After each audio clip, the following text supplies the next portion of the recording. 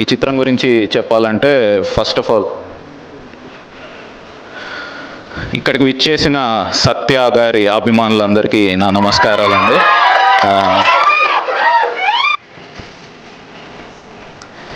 Sexy siren సత్య అభిమానులందరికీ నా నమస్కారాలు.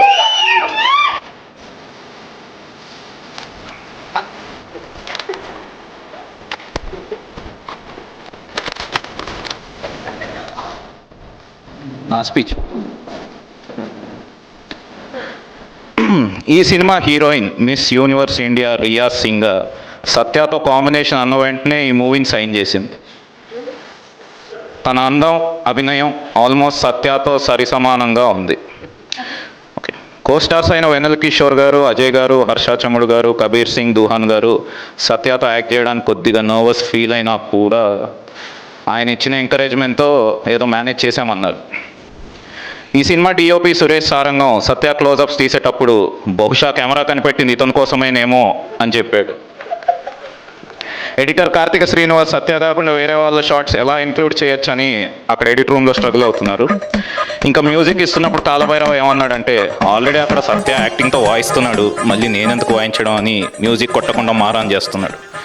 అండ్ ఈ సినిమా స్టైలిస్ట్ తేజ సత్య వల్ల తను డిజైన్ చేసిన కాస్ట్యూమ్స్కి అందం వచ్చిందని హ్యాపీ ఫీల్ అయ్యాడు. And fight master Wing Chun Anji Satya దగ్గర చాలా ఫైటింగ్ టెక్నిక్స్ నేర్చుకున్నాను అని అన్నాను. ప్రొడక్షన్ డిజైనర్ నాని శ్రీనివాస్ మేము ఎన్ని సెట్స్ వేసినా ఈ సినిమాకి అతిపెద్ద అసెట్ సత్య గారే అని అన్నారు. ఇక నా విషయానికి వద్దాం. నాకు జన్మనిచ్చిన మా తల్లిదండ్రులు అయితే ఒక డైరెక్టర్గా నాకు జన్మిచ్చిన మాత్రం నా గాడ్ ఫాదర్ సత్య గారే. ఇది అరిచి చెప్పాలి, నా గాడ్ ఫాదర్ సత్య గారే. ఆయన నాకు బ్రేక్ ఇవ్వడం వల్లే నేను వెళ్ళి లంచ్ చేసి వచ్చాను.